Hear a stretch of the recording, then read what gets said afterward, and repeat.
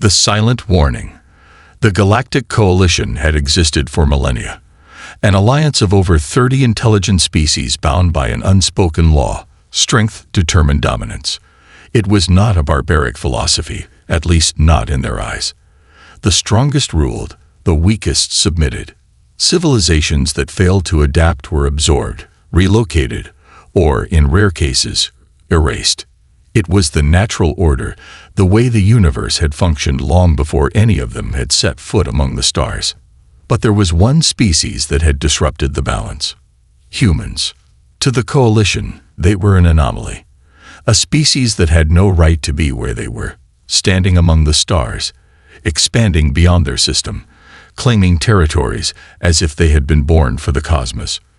They were relatively young, barely 3 centuries into space travel, yet they had progressed with terrifying speed.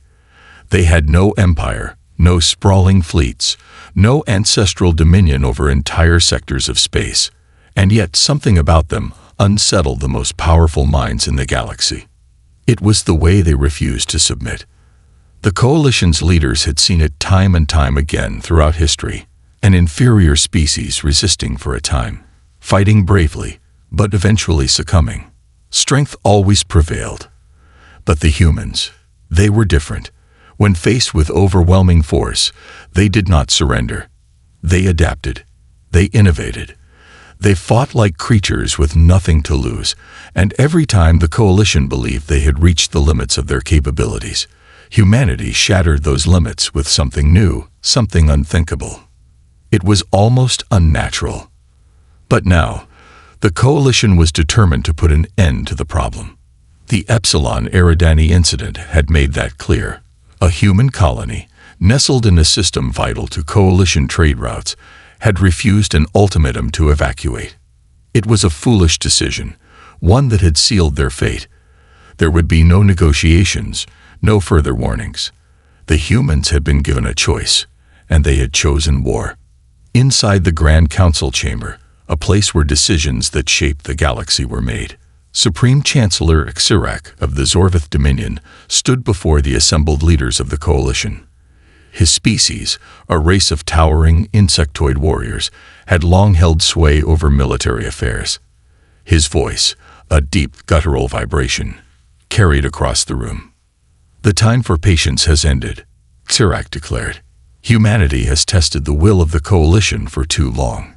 They were warned. They did not listen. "The Epsilon colony shall be removed, and their people shall learn the price of defiance." A murmur rippled through the chamber. Some species, particularly the more war-hardened empires, nodded in agreement. Others, like the pacifistic Vokleri, shifted uneasily. But no one spoke against Xirak. No one, except one. A single voice cut through the silence, measured, calm, too calm. "You are making a mistake." The words came from a figure standing at the far end of the chamber. Unlike the others, who towered with alien grandeur, he was small, unassuming. A human. His name was Ambassador Elias Ward. Xirak's mandibles clicked in irritation. "A mistake," he echoed, his voice dripping with contempt. "Your colony has defied direct orders from this council. It is you who have made the mistake, Ambassador." Elias did not flinch. He did not raise his voice. He simply smiled. "Tell me something, Supreme Chancellor. Do you know what happens when you push humans too far?" Xirak's 4 crimson eyes narrowed. "They are crushed, as all weaker species are." The smile on Elias' face did not fade, but something in his gaze shifted, something that sent a ripple of unease through the chamber. "No," he said quietly. "We change." Silence. Elias took a slow step forward. "You think you understand us. That we're just another species with a breaking point. That will submit when faced with overwhelming force. But that's not how we work." He gestured toward the vast holoscreen that hovered above the chamber. "We are not the strongest. We are not the fastest. We are not the most advanced. But there is one thing we do better than any other species in this room." His eyes locked onto Xirak's. "When we fight, we evolve." A wave of murmurs spread across the chamber. Sirek scoffed, dismissing the words as human bravado. Evolution is a slow process. Your kind has neither the time nor the capability to resist what is coming. Elias exhaled, shaking his head in something that almost resembled pity. You still don't get it, do you? His voice was almost a whisper now. We've been giving you 3 warnings. The first time, we asked nicely. The second time, we insisted. This? He gestured toward the chamber, toward the Coalition's decision. This is your 3rd and final warning. Sirek snarled. And what happens if we ignore it? Elias smiled again. You'll find out. 1 week later, Epsilon Eridani. The skies above the human colony darkened as the Coalition fleet arrived in formation, warships blotting out the sun. Their engines roared like gods descending from the heavens. From orbit, Supreme Chancellor Sirek watched the planet below with cold satisfaction. It is done, he said. Commence the... His words were cut short. A sudden, blinding flash erupted from the colony. Then another. Then dozens. Across the entire settlement, structures that had appeared to be ordinary began to change. Metal shifted. Machinery reconfigured itself. What had once been a civilian colony was now something unrecognizable. The Coalition officers watching from orbit froze. They had expected resistance. They had not expected this. Supreme Chancellor, a voice came through the comms, laced with disbelief. The colony. It's not evacuating. Sirek's mandibles twitched. Then they are fools. No, sir, you don't understand. The officer's voice was almost fearful. They're not evacuating. They're preparing. Then, the first anti-ship cannon rose from the ground and opened fire. The moment everything changed. The Coalition had prepared for many scenarios. They had strategized, simulated, and calculated every possible human response to their invasion of Epsilon Eridani. They expected resistance, of course. Perhaps a few scattered fighter ships, some outdated planetary defense systems, maybe even some desperate last-stand guerrilla tactics. What they had not anticipated was this. From his command station aboard the Coalition flagship, Obsidian Wrath, Supreme Chancellor Sirek watched as the first shot from the planet below lanced upward, a brilliant, searing bolt of energy that moved too fast for their sensors to track. Then another. And another. A cascade of white-hot anti-ship fire erupted from the surface of the human colony, striking with terrifying precision. The first of the Coalition warships took a direct hit, its shields barely absorbing the impact before they collapsed entirely. A heartbeat later, the ship detonated in a spectacular explosion, debris scattering like burning shrapnel through the void. Shock rippled through the fleet. This was not what they had expected. This can't be right. The officer at Sirek's side whispered in disbelief. The colony had no military-grade defenses. We confirmed it. How? How did they? They adapted. Another voice muttered, barely audible, but loud enough to make Sirek's blood run cold. The voice belonged to Dr. Calrin Klar, the Coalition's leading xenobiologist. He was not a warrior, not a strategist, but his understanding of species behavior far surpassed anyone else in the room. He had spent years studying human nature, their psychology, their patterns, and he had warned them. But no one had listened. Sirek turned toward him sharply, his 4 crimson eyes narrowing. Explain, he demanded. Klar exhaled slowly. His iridescent scales darkened, a sign of deep unease in his species. You didn't listen to what the ambassador said. They evolve when they fight. That's what makes them different. That's what makes them terrifying. His gaze remained locked on the holographic battle unfolding before them. We thought we were attacking the colony. Instead, we just triggered their survival instinct. Sirek bared his fangs.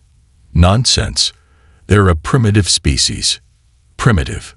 Klar laughed bitterly, shaking his head. They went from combustion engines to faster-than-light travel in less than 300 years. They'd mastered quantum physics in less than a century. What species do you know that learns at that speed? He gestured toward the planet below. You expected them to roll over and die. Instead, they turned their homes into weapons. Sirach turned his attention back to the battle, watching as the coalition ships began retreating, not out of strategy, but out of fear. In mere minutes, the battlefield had changed.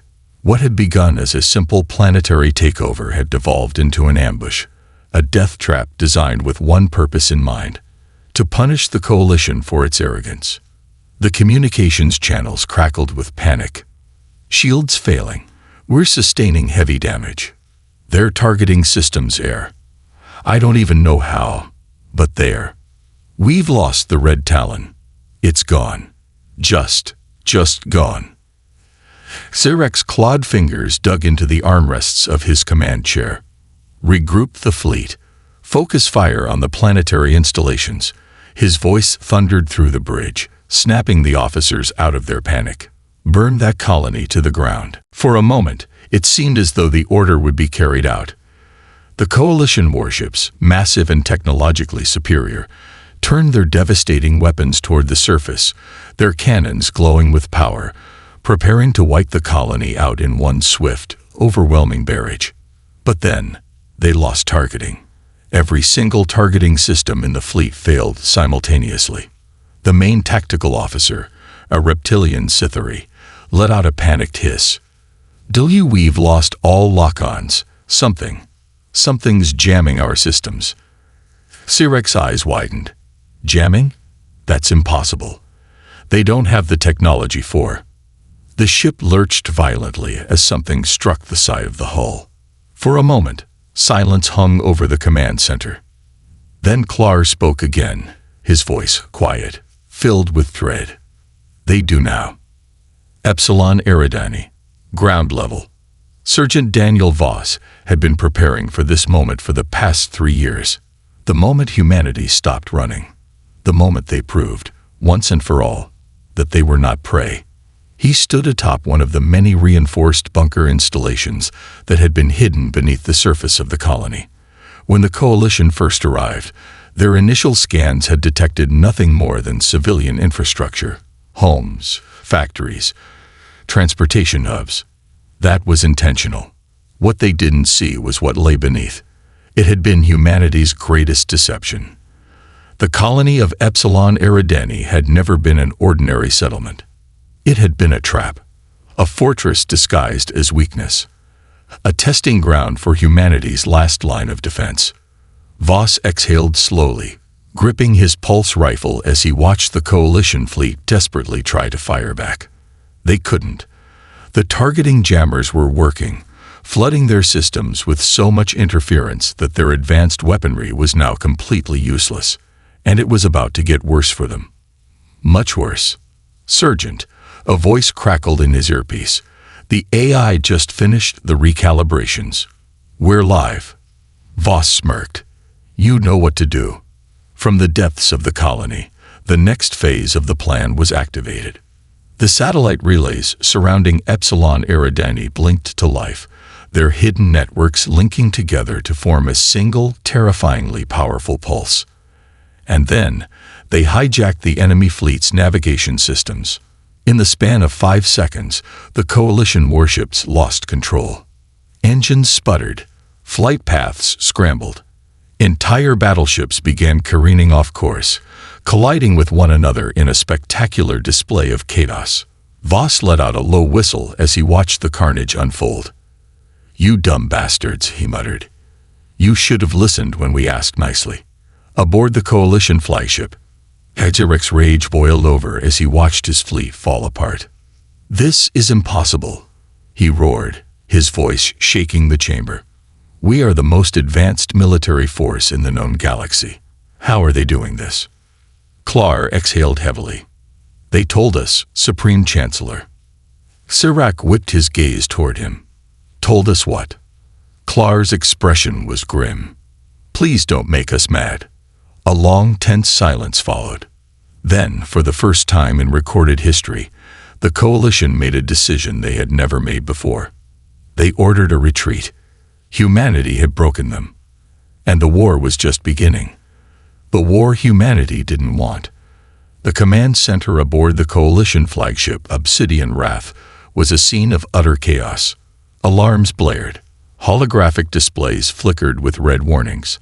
High-ranking officers shouted over one another, their voices laced with fear, a fear they had never known before. The Coalition had never lost a battle like this. It wasn't just a military defeat. It was a philosophical failure, a blow to their entire way of thinking.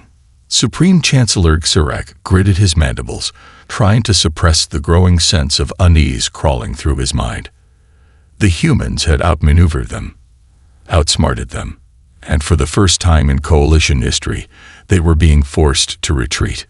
Retreat to primitives. It was unthinkable. Xirak slammed his fist against the control panel. "We are not running," he bellowed, his voice thundering through the chamber. "Reverse course. Regain control of the fleet."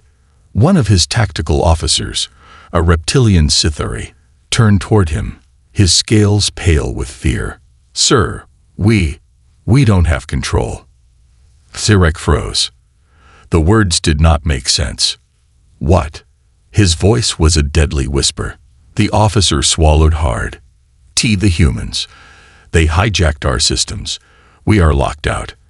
Our ships are flying blind." Xirak's gaze snapped toward Dr. Calrin Klar, the Coalition's leading xenobiologist, the only one who had warned them about this.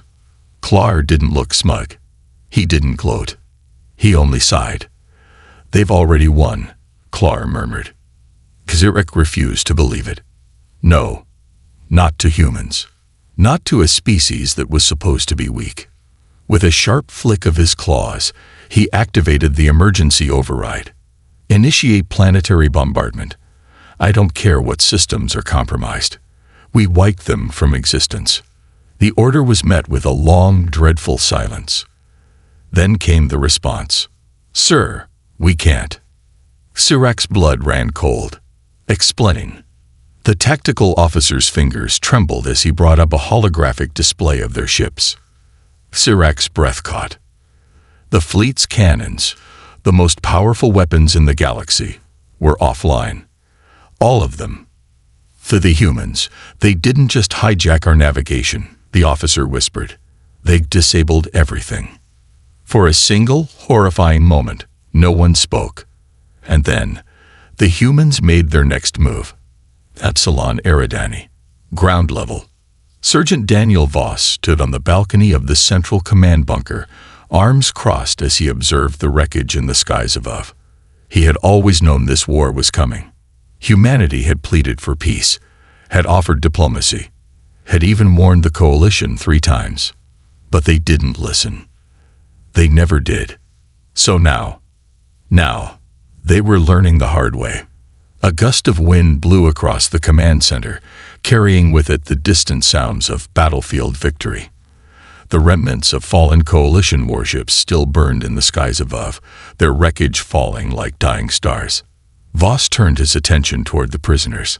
They were lined up in the central plaza, Coalition officers, pilots, and ground forces that had been captured during the battle. Most of them were in shock, staring at the ground, refusing to meet the humans' eyes. Good. Let them feel it. Sir. A soldier approached, saluting sharply. We just received word. Their flagship is requesting negotiations. Voss smiled. Of course they are. Aboard the Coalition flagship. 30 minutes later. Xirak never thought he would see this day. The day a human would stand before him as an equal, as a victor. But there Elias Ward was, calm, composed, and terrifyingly unreadable. They stood in the main diplomatic chamber, surrounded by a handful of Coalition and human representatives. The air between them was thick with unspoken tension. Elias Ward stepped forward. Let's skip the formalities, Chancellor, he said, voice smooth as steel. You wanted our colony. You lost. Now you're going to leave. Xirak bristled. This was not a loss. He spat. This was a warning. Elias interrupted. The final one. Silence. Elias held Sirek's gaze, unflinching. "Do you know the difference between us and you, Chancellor?" he continued. "You fight wars to prove you are strong. We fight wars to end them." Sirek's mandibles twitched. "You truly believe humanity can stand against the might of the Coalition forever?" Elias smiled. It was not a friendly smile. "You still don't understand, do you?" he murmured. "You think this is over. This isn't even the beginning." Sirek's eyes narrowed.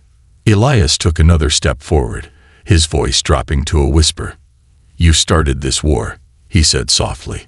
"But by the time it's over, by the time we're done, your people will be telling stories about it for thousands of years." Another beat of silence. Then Elias leaned in slightly, and Sirek felt a chill crawl up his spine. "Because this is the war," Elias whispered, "where the Coalition learns fear. The day humanity stopped asking." The silence in the Coalition diplomatic chamber was palpable. Elias Ward stood with his hands clasped behind his back, his stance exuding quiet dominance. Across from him, Supreme Chancellor Sirek sat rigidly, his mandibles clicking together in barely contained rage. The war should have been over. The Coalition should have won. Instead, their mighty fleet had been humbled, their warships hijacked, their soldiers captured, and their pride shattered. No one in the chamber spoke for several long moments. The other Coalition representatives, members of over 30 different species, some insectoid, others crystalline, some nothing more than amorphous gas contained in energy fields, shifted uncomfortably in their seats. The humiliation was unprecedented. A young species had forced the most powerful alliance in the galaxy to retreat. And yet, Sirek still clung to his delusions. "You assume too much," the Supreme Chancellor finally growled, his deep, guttural voice laced with anger. "This war is not over." Elias exhaled slowly, as if speaking to an unruly child. "You're right," he said. "It's not over." He took a step forward, his boots echoing against the chamber floor. "But it won't end the way you think." Sirek narrowed his four crimson eyes. "You believe humanity can defeat the entire Coalition, that your pathetic species can stand against thousands of years of dominance." Elias smiled, and it was not a friendly smile. "This isn't about dominance," he said softly. "It's about consequences." Sirek let out a harsh, clicking laugh. "You think your tactics will save you? A few lucky victories, a single hijacked fleet. This war will crush your people." Elias nodded thoughtfully. "Possibly. But do you know the difference between your species and mine?" Sirek leaned forward, his taloned fingers digging into the table. "Enlighten me." Elias' voice dropped to a whisper. "When you fight wars, you expect the enemy to surrender." He let the words hang in the air. "But when we fight wars," his smile widened, "we expect to win." The chamber fell into absolute silence. Sirek's eyes narrowed, but there was a flicker of something beneath the rage, a creeping sense of unease. "Your arrogance will be your downfall," the Supreme Chancellor sneered. Elias chuckled. "No, Chancellor, your arrogance already was." He gestured toward the holoscreen on the wall. A map of the galaxy flickered into view. The Coalition leaders glanced at it, then froze. Over 24 star systems were marked in red. Elias let them absorb what they were seeing before he spoke again. "You thought you were attacking a single colony," he said quietly. "You thought Epsilon Eridani was an isolated settlement." He turned his gaze toward Sirek, amused at the Chancellor's dawning realization.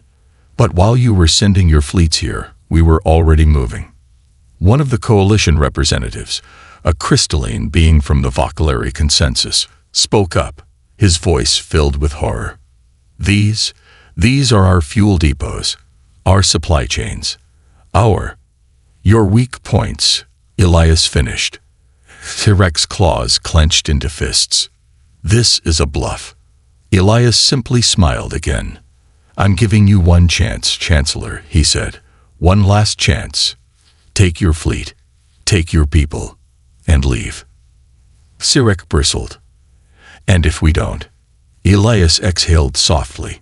Then you'll learn why we stopped asking nicely. Coalition high orbit. The human counterstrike begins. Less than an hour later, the Coalition fleet was still scrambling to regain control of its ships. But it was too late. The first shockwave came from Hyperspace Route 16, where a hidden human strike force had already disabled 2 key jump gates, effectively trapping a third of the Coalition fleet inside the system. Another wave of explosions rippled through the battlefield as human infiltrators, operatives who had been embedded within the outer rim of Coalition space for years, activated carefully placed sabotage devices. The Coalition's defenses collapsed before they even realized they were under attack. Aboard the Obsidian Wrath, Supreme Chancellor Xirak watched in silent horror as the Coalition naval superiority crumbled. He had never feared humans before. Now, he was starting to understand why he should have. The Epsilon Eridani offensive. On the surface of Epsilon Eridani, Sergeant Daniel Voss and his soldiers were already on the move. The war was no longer about defending their colony. It was about taking the fight to the enemy. All units, move out, Voss commanded through his comms. His voice was calm, unwavering. The Coalition thinks they can still win this. Let's make sure they learn otherwise. The human forces, a combination of trained planetary defense soldiers, ex-military specialists, and civilians who had refused to be victims, began their counterattack. Drones swarmed overhead, weaving between buildings, relaying battlefield data directly into human command centers. Stealth bombers launched from hidden underground bases, their payloads aimed directly at Coalition landing zones. And most terrifying of all, the newest prototype combat units, mechs that had been in development long before the war even started, emerged from beneath the colony's surface. Sirek's forces, already demoralized, panicked. This isn't possible, a Coalition commander stammered over the comms. They weren't supposed to be this advanced. They had underestimated humanity's adaptability. They had assumed this was just another planetary takeover. They had no idea they had just awakened a force they couldn't stop. The Coalition's breaking point. Back aboard the Obsidian Wrath, Supreme Chancellor Sirek's mind raced. His fleet was crippled.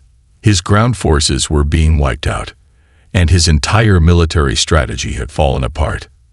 His species had never lost a war before. Not once. And yet here he was, watching the most formidable military coalition in the galaxy crumble before a species that had been barely spacefaring 200 years ago. Panic began to creep into his chest. But there was one thing left.